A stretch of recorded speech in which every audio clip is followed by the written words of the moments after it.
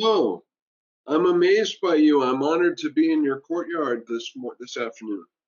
Well, we are honored to have you here. We just, you are fascinating to us. So we are equally as happy to be sharing this space. Excellent. So thank you for being on our show. Your name is Zach. Is there anything else you would like us and those watching to know? I'd like to promote Camp Elasticity, and the motto is how far can you stretch? It's a productions company starting as a press. We've got a few new releases. Everyone, please check out www.campelasticity.com. And that's all I have to say about myself. I'm interested. I had a question about travel. I don't know if it's an exhausting process at all to transition from one dimension to another, but is it tiring? Is it in any way, does it wear you out in any way? I guess it doesn't. It doesn't. Well, you can see we are not tired at all, but No. it is also a fascinating question because to be tired, you need to experience resistance, right? And we do not. So it is not so much tiring for us, maybe at times for Rachel, but even our presence in a greater way in her gives her more energy as well. Excellent. So I guess I don't really have any questions for you that are things I need to know, but I'm interested in your experience in this planet, in this reality, and how things are going for you and how it's been to be here at this particular time in history, things you've had to process or encounter and overcome, or what's it been like? How's it been going? Those are such human questions.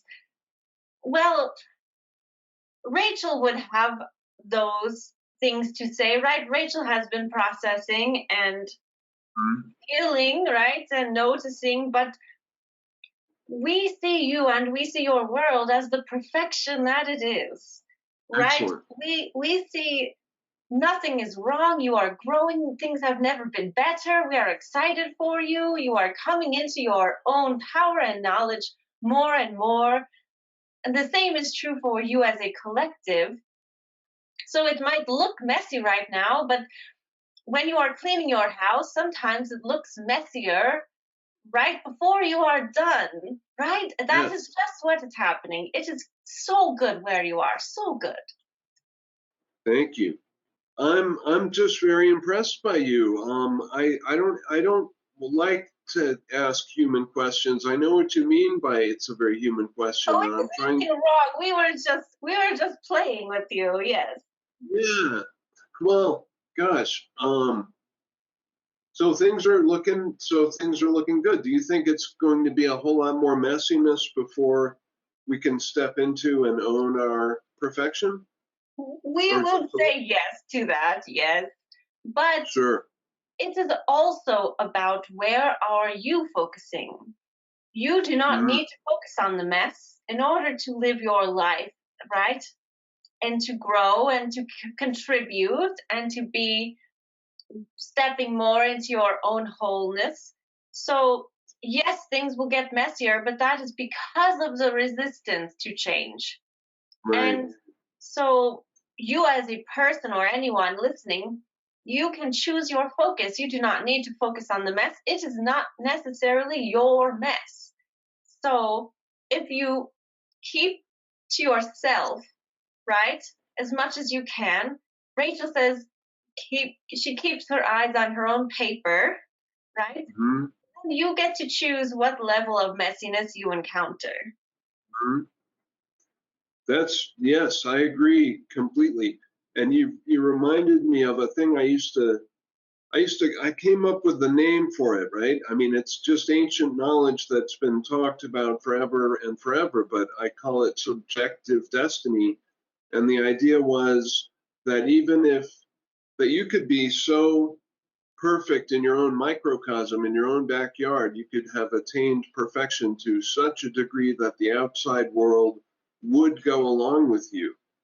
I don't know if I'm right about this, but the idea was that you could be, I mean, it hasn't been borne out in my own experience, but the idea was that you could be so perfect and so holy and so like aligned that the outside world would reflect it and there wouldn't be any messiness in the macrocosm either. But I don't know, I don't even know if that's true. But what do you think about that idea? Well, that is also what we see. That is what we see. That perfectly aligns with what we see.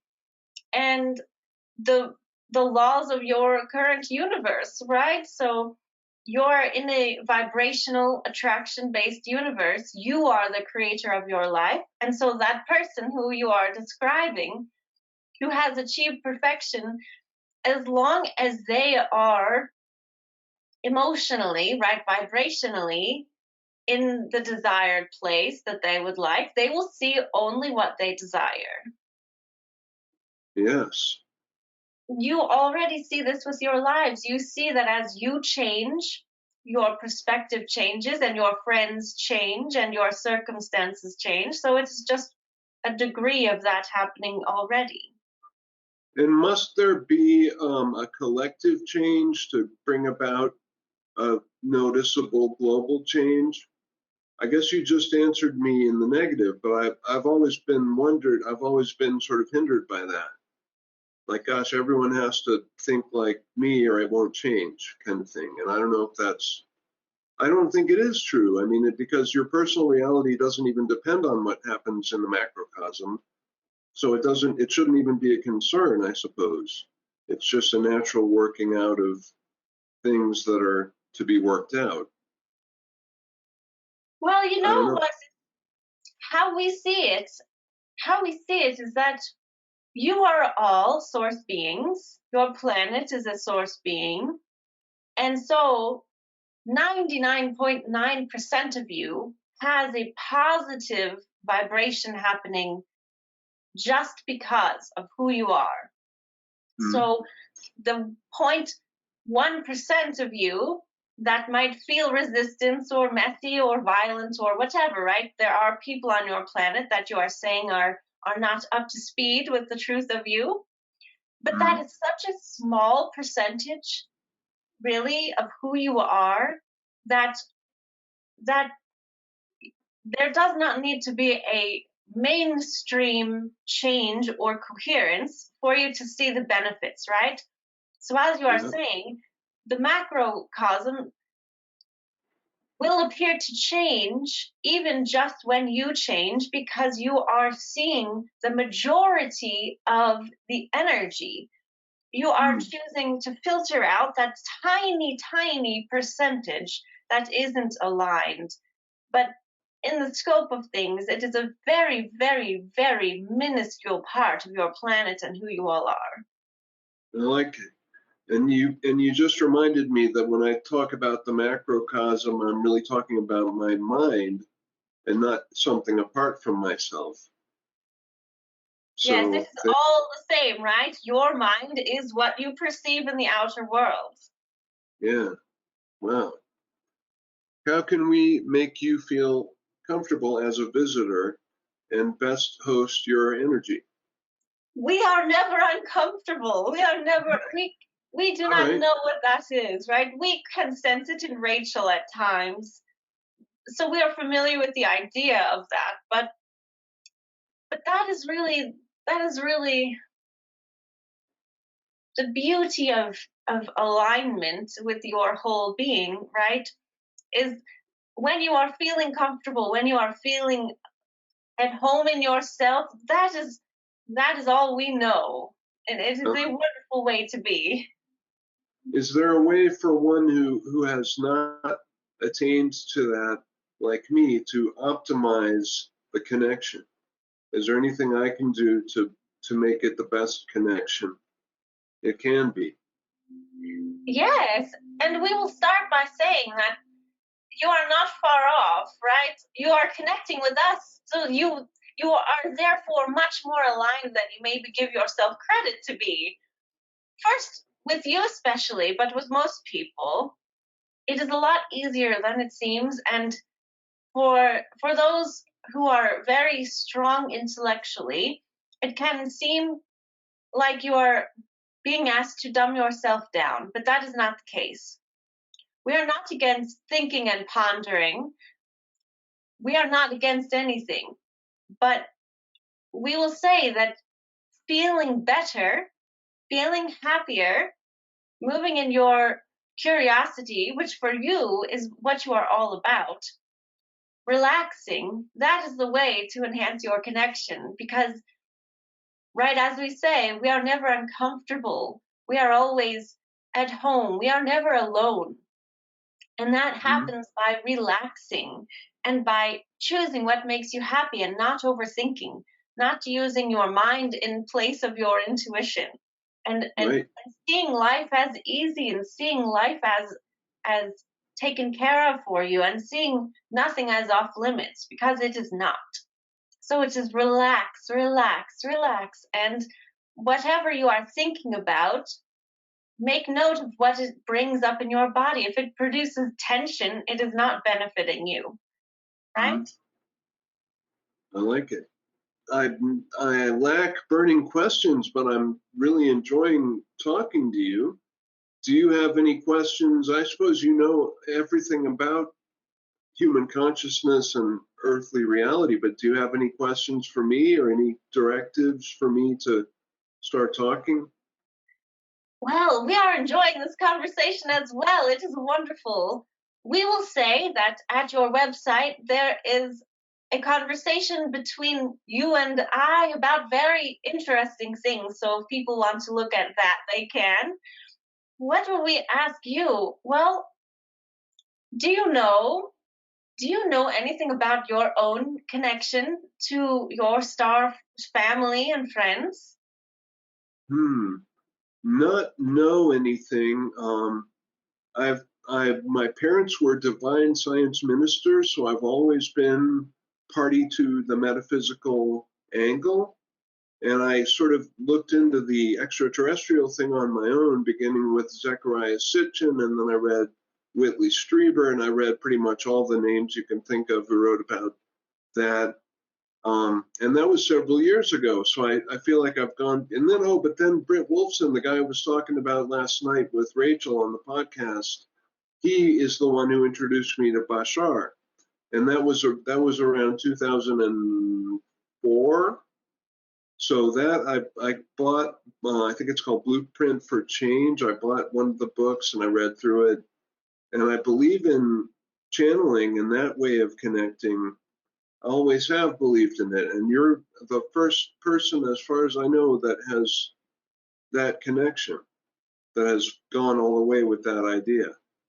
Um, so I don't have any knowledge of it, but I don't doubt it or say it say it isn't real. I just don't have a knowledge.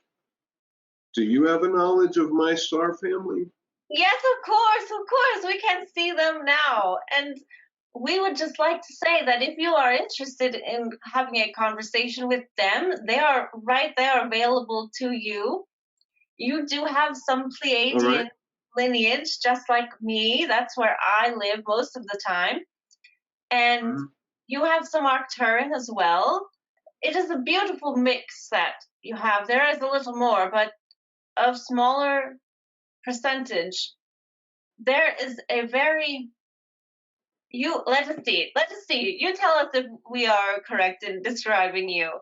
So you have a very open heart and a very gentle demeanor that we can see, but you are also fiercely curious and fiercely driven as well. And most people might not see that on the outside because you are so calm, but you have this voracious desire for knowledge and for sharing and for information, and that is probably what brought you to us. So that more active energetic side is very much Pleiadian, and there is also a very acute desire for sensorial pleasures. You're very happy to be alive and to enjoy what is here.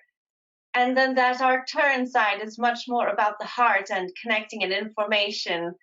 And it is a wonderful blend. We have not seen quite this blend before. So we are appreciating you and your lineage and what you are bringing to this planet, just like us. Thank you. Wow. So I might call on those beings or energies to assist me in times of need for assistance. Or, Well, I mean, not I even don't, that. It is just like you having a friend, right? If you want to chat, you can chat. So for you, because you are attuned to writing, we would say pull up a document that is blank and start asking them questions. You can type a question and then you can let yourself receive the answer and type it out. It will be easy for you. We can already see that there's an open channel there, and just tell yourself, this is natural for me. These are people I already know. It is easy. I wonder if that's always been going on. I mean, because there are a lot of things I've always known accidentally when I write. That phrase came to me today, known accidentally, as a way to describe another way to describe multidimensionality. Um, but yeah, I'll certainly try that. And thanks for the advice. Yes.